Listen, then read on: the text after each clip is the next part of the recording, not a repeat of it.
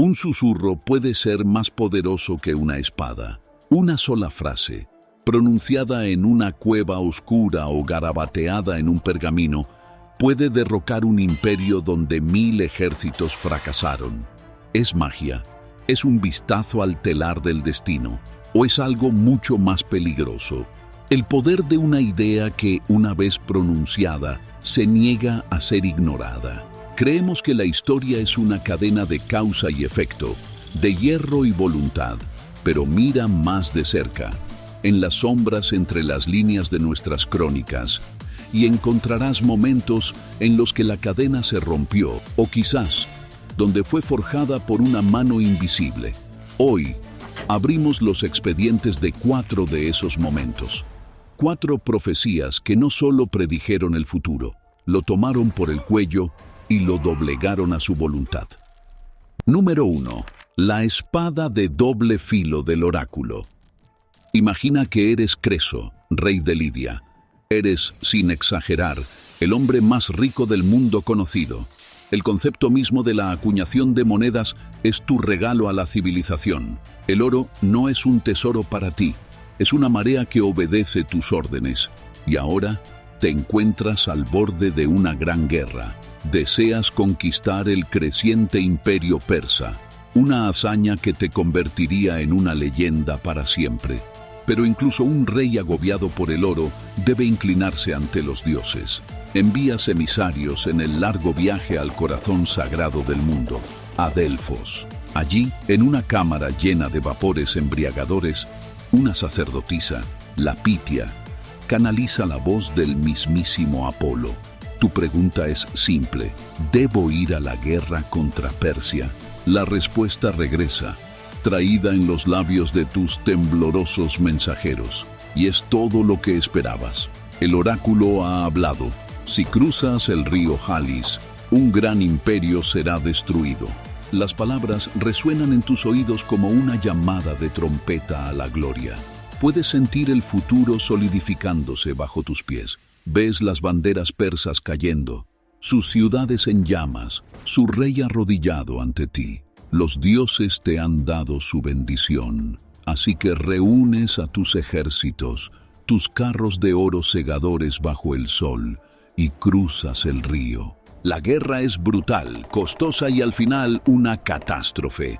Tu ejército está destrozado, tu capital es saqueada.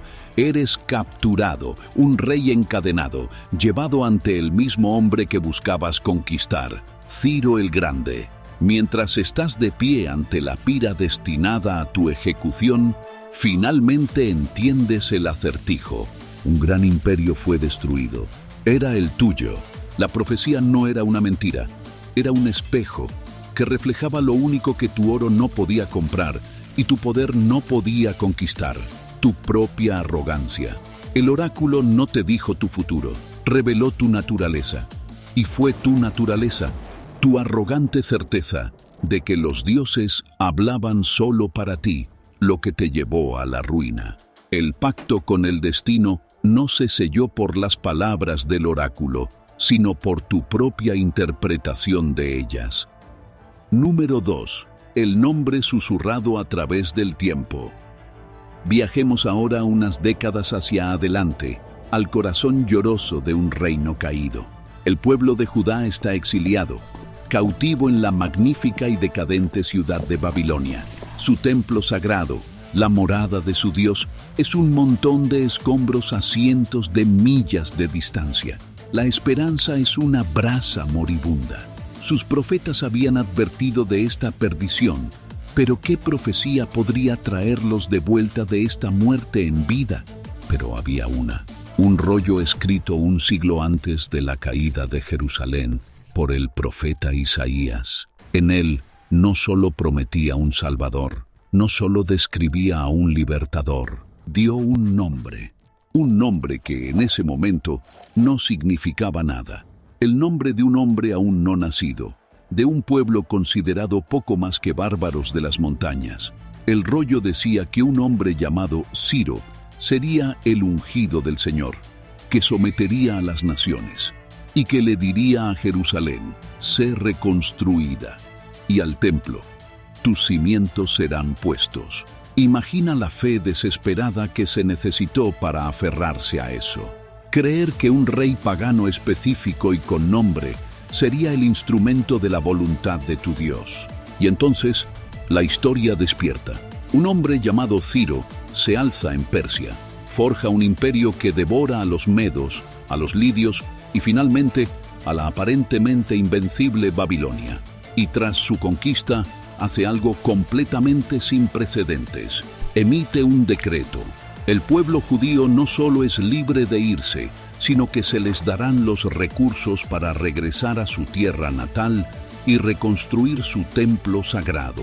La profecía en cada detalle se cumplió, pero esto plantea una pregunta más profunda. ¿Fue esta la mano de Dios escribiendo la historia por adelantado? ¿O la profecía misma se convirtió en un actor en el escenario? La historia de la predicción de Isaías era bien conocida entre los exiliados judíos que se convirtieron en influyentes consejeros en la corte persa. Le presentaron este antiguo rollo al nuevo conquistador, mostrándole que su destino, su propio nombre, estaba entrelazado con el destino de su pueblo. Le entregaron a un rey mortal un mandato divino. Puede que la profecía no solo haya predicho el futuro, puede que le haya entregado a Ciro el guión, ofreciéndole un papel de Mesías benevolente en un drama cósmico. Una promesa, escrita en un rollo, se convirtió en un instrumento de política de Estado. Número 3. El siglo de fuego. Ahora nos trasladamos a una era más oscura y ambigua. El siglo XVI. Un médico francés, Michel de Nostredame, vive en un mundo azotado por la peste, la guerra religiosa y el caos político. Observa la locura de su tiempo y ve un patrón, un ritmo de destrucción que cree que resonará a través de los siglos venideros. Las escribe en crípticos poemas de 4 versos llamados cuartetas. Durante cientos de años, son el dominio de místicos y eruditos, oscuras, vagas, pero luego llegó el siglo XX, una era de horror tan profundo que parecía desafiar toda explicación humana, y entre los escombros, la gente comenzó a buscar respuestas, no en los libros de historia, sino en estas extrañas y antiguas profecías. Encontraron una cuarteta que hablaba de una gran hambruna y vieron la inanición diseñada en la Unión Soviética. Encontraron otra que hablaba de la gran ciudad siendo atacada por pájaros de hierro, y vieron el Blitz. Pero una, sobre todo, helaba la sangre. Habla de un niño nacido de gente pobre en el oeste de Europa, uno que con su lengua seducirá a una gran tropa. Dice que su fama crecerá, especialmente hacia el reino del este. Y luego da un extraño, casi nombre para esta figura: Hister. Hister era un nombre antiguo para el río Danubio, una nota al pie geográfica. Pero para un mundo conmocionado por el ascenso de Adolf Hitler, nacido en Austria cerca de ese mismo río, la similitud no era una coincidencia. Aquí estaba el cabo austriaco que sedujo a una nación con su voz. Aquí estaba el hombre cuya fama y ejércitos marcharon hacia el este en una guerra de aniquilación. El poder de Nostradamus nunca residió en la claridad perfecta. Sus palabras son humo. El poder reside en nosotros, en nuestra necesidad desesperada de creer que nuestros mayores horrores no son actos aleatorios de caos, sino parte de un terrible diseño preescrito. Nostradamus no causó la Segunda Guerra Mundial, pero sus profecías se convirtieron en una lente oscura a través de la cual la humanidad intentó comprenderla.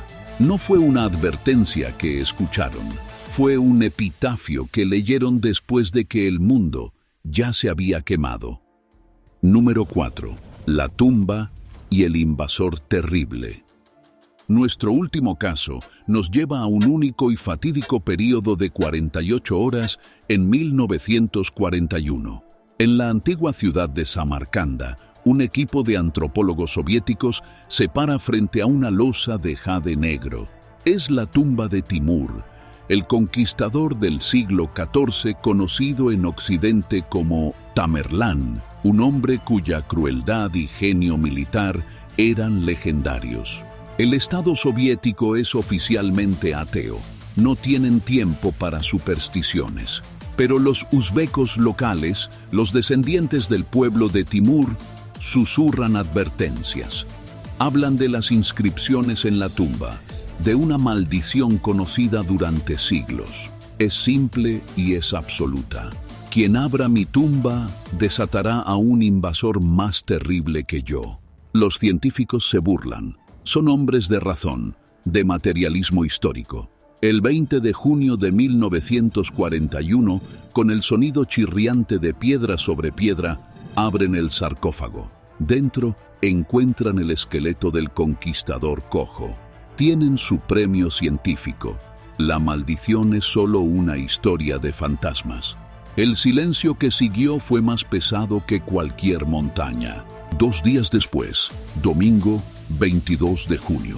Antes del amanecer, sin una declaración de guerra, Adolf Hitler desata la Operación Barbarroja.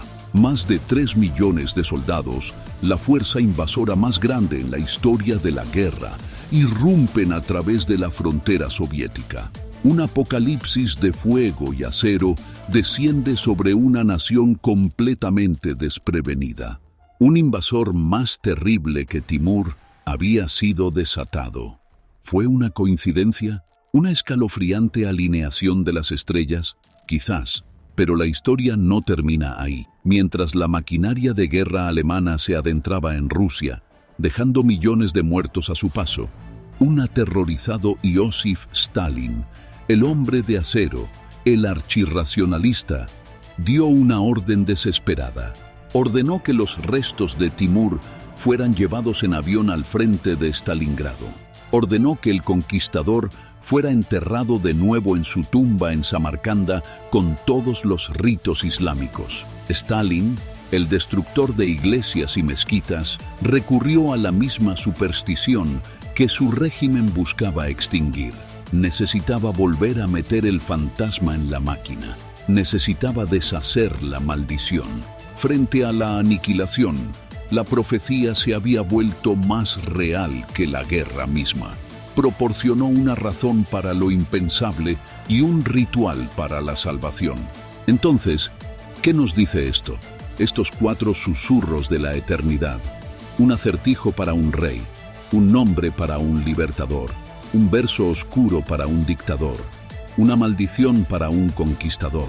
No eran vistazos pasivos de un futuro fijo. Fueron catalizadores. Se aprovecharon del orgullo, ofrecieron un mandato, dieron forma al caos y se convirtieron en una fuente de poder aterrador. El futuro no es un destino al que llegamos, es una historia que nos contamos a nosotros mismos. Y las profecías más poderosas no son aquellas que nos muestran el camino inevitable, sino aquellas que nos obligan a elegir qué camino tomar. Sostienen un espejo y en él no vemos nuestro destino, sino nuestro carácter.